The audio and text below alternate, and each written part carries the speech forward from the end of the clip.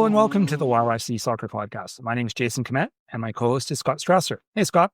Hey, Jason. How you doing? It's going pretty well. We were just chatting before we started recording here. I said that the weekends are always a little bit better when the weather's nice.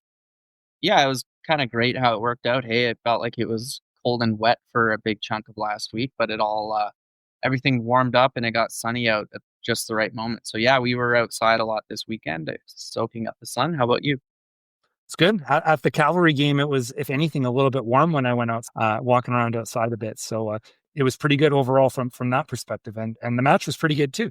Yeah, I'm excited to talk about that match tonight as we do our regular Sunday evening weekend recap. By the way, if you are a new listener to our podcast, Scott, what is the YYC Soccer Podcast all about? So we talk about soccer in Calgary at the amateur, collegiate, and professional levels. So we always talk about the city's two professional teams, those being Cavalry FC on the men's side and the Calgary Wild on the women's side.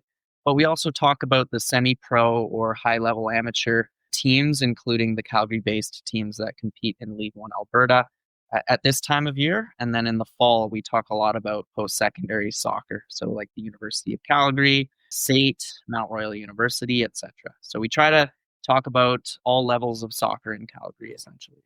And in this episode, this is our beginning of the week recap episode. We're going to go over the matches that happened on the weekend. Cavalry's match against Valour, Wild's match against Vancouver FC, and a few League One matchups. Yeah, let's dive right into it. This is Marco Carducci, and you're listening to the YYC Soccer Podcast. All right, Jason, you mentioned being at Spruce Meadows today for this game. I unfortunately couldn't make it out, but I did watch the highlights shortly before we started recording. 4-0 win for Cavalry seemed like a pretty easy outing, but if you look at the statistics, it's kind of a surprise, to me at least, that Valour couldn't get on the board. I never really looked at the numbers and the stats until you brought them up here. And yeah, when you look at the stats, they are kind of strange, but in the sense that, shots and that sort of thing, like you had sort of laid out. But the game to me did not seem close. Like the first half, Cavalry got the goal early. And then by the time we got to halfway through the first half, Valour really seemed to be kind of taking control of the match. They were pushing offensively. Marco Carducci had to make some big saves, and they were really, looked like they were getting close to, scoring. Then it was halftime, and then the teams came out after halftime, and it was totally different. Yeah, I think 3 of Cavalry's 4 goals came in the second half. I noticed that they attacked the second half toward the side of the pitch that they usually attack in the first half, which is interesting. But anyway, my perception based on the highlights was neither team defended well in this one. Could have easily been a 4-2 game or maybe even 4-3. Like Valour definitely had some chances, but those chances occasionally came due to a defensive breakdown on the part of Cavalry.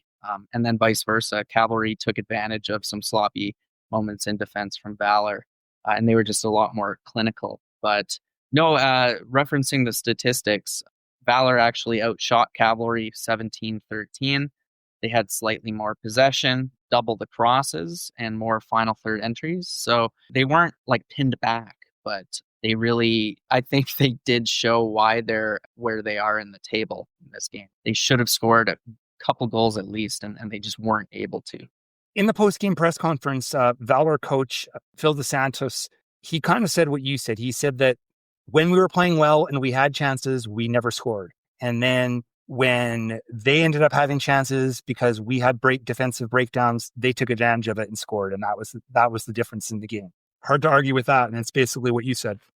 So anyway, let's talk about the goals, because there was at least one fantastic effort that I want to highlight. But first half, the goal that Cavalry scored was Levi Lang. I thought this was a really nice header from him to kind of guide it into the top corner. That's his first goal in a Cavalry jersey. So not only was that Lang's first goal with Cavalry, that was his first goal as a professional. And it was well taken, wasn't it? I mean, he was up there. It was a corner kick, right? That's what he was doing up in the box. Yeah, like he looked like he's been doing that for a long time. You know who it reminded me of? Yes, I do. Yeah, it was very much like the kind of goals that Dan Klomp scored last year and the year before. I mean, if you think about Levi Lang was brought in to replace Klomp, can't argue with it, right? So, really well taken from him. But yeah, it was 1-0 at half, and then a player who I sort of called out last episode for having not scored yet. He got in on the goal action. Sergio Camargo scoring his first goal of the season. He looked really good in this game. Even though maybe he hasn't been hitting the back of the net, I think he's been playing decently enough more often than not this year, but he really played well in this game, and he was really good about taking advantage of those defensive lapses and working the ball on those, like, essentially they were like fast breaks.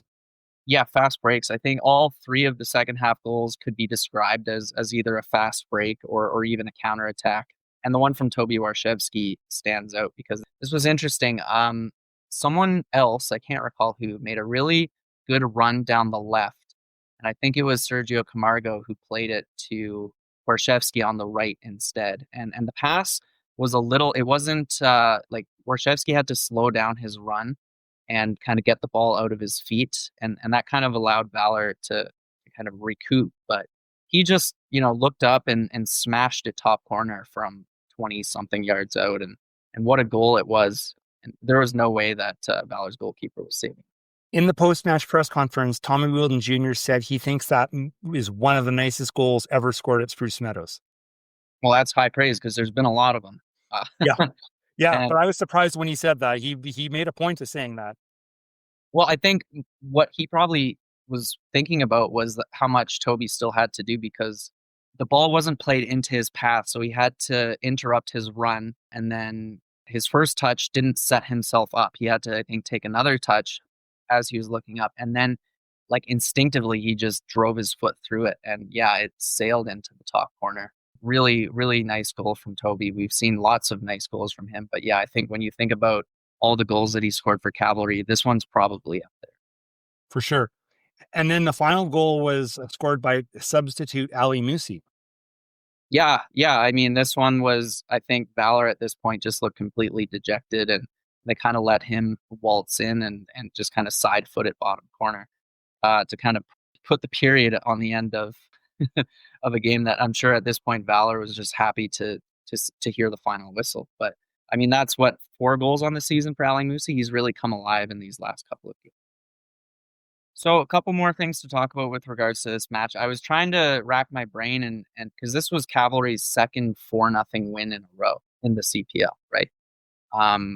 Considering their last league game was that 4-0 win against Pacific.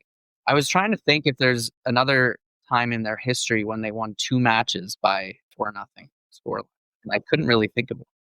I don't think I've got as good a memory for those kinds of things, but I think it's unlikely. Yeah.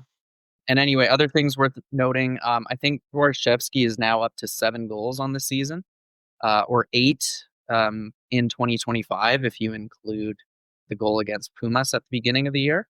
And he's at 5 in the CPL with 7 games. But that only puts him 3rd in the scoring charts. But that's largely thanks to Sam Salter scoring 4 in one game a few games ago. For sure. He's looked good. There's no question about it. Cavalry really, put a stranglehold on them, and that second half, yeah. Valour did not look good, and it turned into a bit of a rout. But and they're on, is it 13 points now, tied for 3rd? Cavalry are tied for 3rd with Forge. Both are on 13 points after 7 games. The 2 teams above them in the table would be Wanderers and Atletico Ottawa. They're both on 17 points, but they have a game in hand over Cavalry and Forge. So Cavalry could close that gap to 1 point if they win their next game, but that's going to be a tough one. Hey, they're going back to Hamilton to face Forge. But yeah, Cavalry are now, I think, 5 games unbeaten in the CPL. So they've really found their form after that disappointing start to the season. Definitely.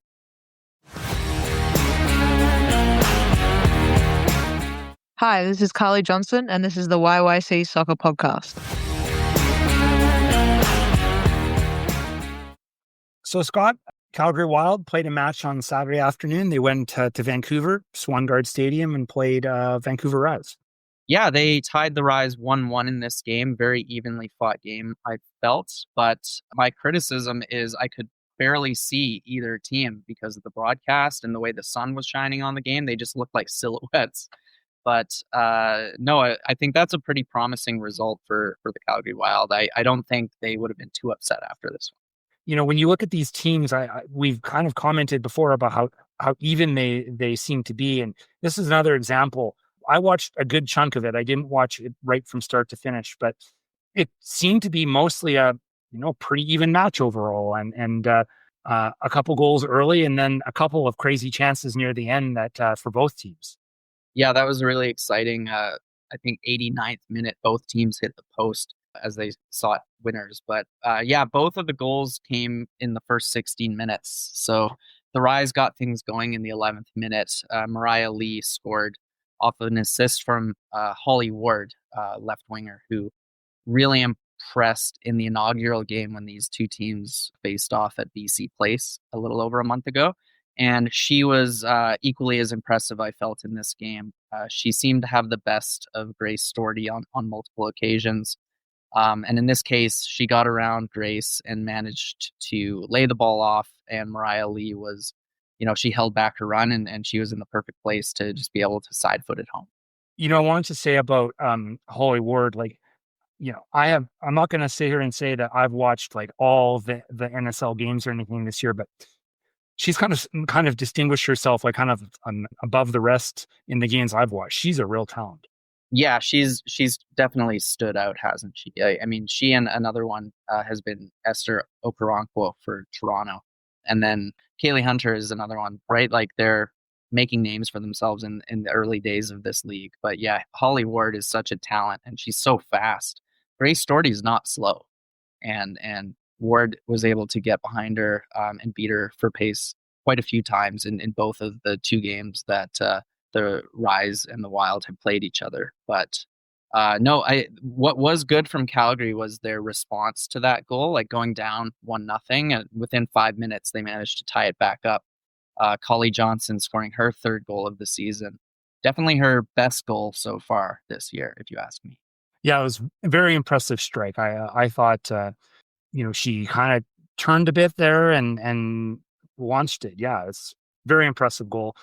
The kind of goal that, from my perspective at least, that's a goal scorer's goal. Like there's not a lot of players on each team that can just turn around and launch one like that. You have to be goal scoring's got to be kind of your thing. It's honestly it's a bit similar. I compare it to Toby Warshevsky's, the goal we've already talked about tonight. Just the way that she she had her back to goal, two defenders on her, and she just managed to turn both of them, bamboozling them, and then looking up, seeing there was a bit of space in the net, and then just driving a shot top corner from well outside the box. Like fantastic goal from Collie Johnson.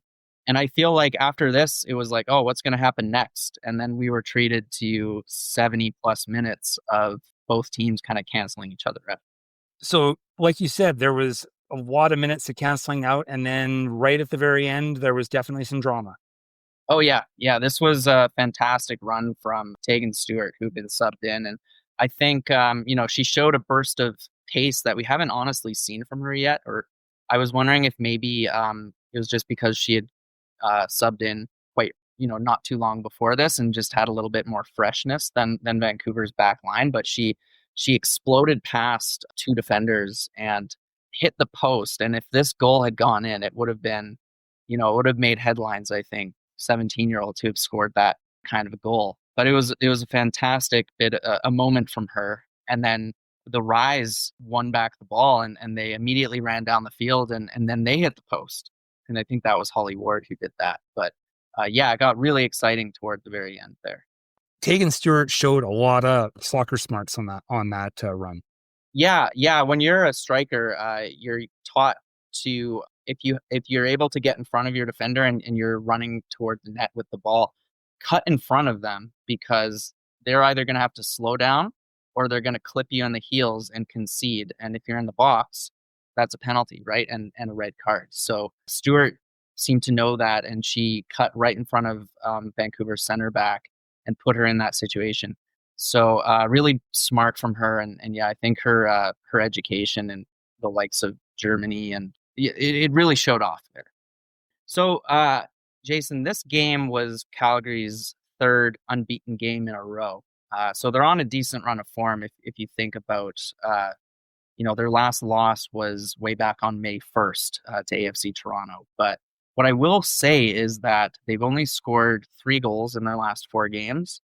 And if you think of the whole season, there's only been 1 game so far that they scored more than 1 goal in a game. So a takeaway is that the Wild have been hard to beat, but they also haven't been very prolific in their attack. It seems like the Wild are still looking for the right combination up front.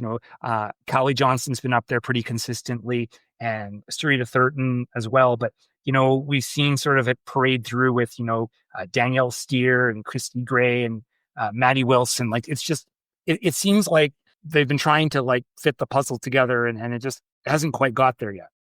No, definitely not up front. I think as we've talked about, the back 4 seems like set in stone. Like, I think that those 4 defenders that they currently play are likely to start every game and play most of the games. But yeah, up front, other than Callie Johnson, no one has really been able to produce the kind of goal scoring opportunities that they want to see, right? So yeah, I think Calgary has, how many goals have they scored? We talked about it last week, but basically they're only getting about, other than that game against Halifax, they're probably averaging a goal a game or less.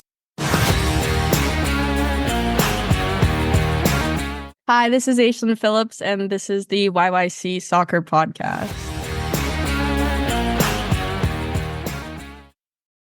All right, let's talk about League One Alberta. And as usual, on Friday, there were a full slate of matches, some in Calgary and 1 in Edmonton, I believe. Yeah, 3 matchups in Calgary. So we had Foothills taking on BTB at Broadview.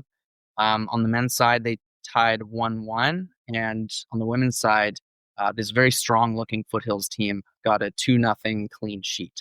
I was able to get there for the second half of the Foothills BTB men's match. And, it was even. It was, I think, it could be described as being pretty cagey. There were some opportunities on both sides, but not too many. It was really a lot of back and forth. They just looked like 2 very evenly matched teams. And I think that it seemed like it was going to be a game where maybe there just might be one moment and that might be the difference. But it kind of seemed like, based on what I saw, the draw seemed to kind of make sense. Yeah. And that's an impressive, I think, result for Foothills, right? Like, BTB is at the top of the table at the moment, 11 points from 5 games, and Foothills has got 7 points from 4 games. So a decent draw for them, even though they were the home team.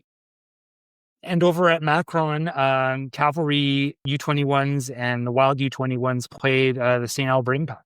Yeah, Cavalry coming off that loss to Foothills that I went to on Tuesday, they managed to get a decent result, 1-1 draw with St. Albert. And in terms of the Calgary Wild U21s, they got a 2-2 result against St. Albert. So 2 draws at Macron. First result for Wild U21. Yeah, that's the first non-loss for the Wild. So maybe they're showing some improvement. And over at the West Soccer Dome, Blizzard played Rangers. And on the men's side, the Blizzard won 2-0. But then on the women's side, a bit of a surprise, I'd say. Yeah, Rangers won 2-1 with goals from Layla Taraf and Izzy DePalma. And the lone goal for Blizzard was from Ashlyn Phillips. But yeah, you're absolutely right. I think that's is that the first loss for Blizzard this season? I believe so, but it's the first points Rangers have gotten all year. Pick up your first points against the defending champion and clearly one of the best teams in the league. That's that's impressive. Definitely. And then up in Edmonton, there was one matchup involving a Calgary team, Scottish versus Villains. Villains were coming into this one on the men's side, still seeking their first points of the season against a defending champion in Edmonton Scottish, but not the same Scottish that played last year. The Scottish has been kind of struggling. So Villains, decent opportunity for them to really get things going, but unfortunately they weren't able to get it done, and Scottish walked out of this one 3-0 winners. Just briefly to sort of recap the table and where we're at on the men's side, BTP is still on top on the men's side. with 11 points on 5 games. Blizzard has 10 points, but on 4 games. And then you've got Rangers and Foothills tied for third at 7 points on 4 games. Yeah, that's the top half of the table. And then if you, Callies are right smack in the middle with 6 points, but they've only played 3 games. So that's pretty decent. And then Cavalry U21, 4 points from 4 games, a win, a draw, and 2 losses. And St. Albert and Scottish are actually on the exact same points total. And then Villains down at the bottom, 0 points from 5 games. Looking at the table for the women's division, Foothills up top, 4 games, 9 points. Breathing down their neck, though, their crosstown rivals, Blizzard, 7 points from 4 games. And then St. Albert has 6 points only on 2 games so far. So they are in third place, but they've got 2 games in hand there. And then Callies and Villains, they're also on 6 points. But Callies have only played 3 games and Villains have played 5. And then bottom 3 in the table would be Edmonton Scottish, 4 points from 4 games. BTB, 3 points from 4 games. And then Rangers, as mentioned, 3 points from 4 games. And there is one Tuesday matchup here in Calgary, and that will be Foothills versus Rangers over at Weber Athletic Park, just out of town. Thank you for listening to the YYC Soccer Podcast. You can have this podcast downloaded to your device as soon as it becomes available by subscribing on Apple Podcasts, Spotify, or other platforms. Check out our website at ylycsoccer.com, where you can go through our episode archive and find other options to listen, including our YouTube channel. We also have links there so you can buy Scott's book about Calgary pro soccer history. You can leave a question or comment in the Contact Us section of our website. You can also interact with us on social media, such as Twitter, Instagram, Blue Sky, where our username is YYC Soccer 403. Thanks for listening.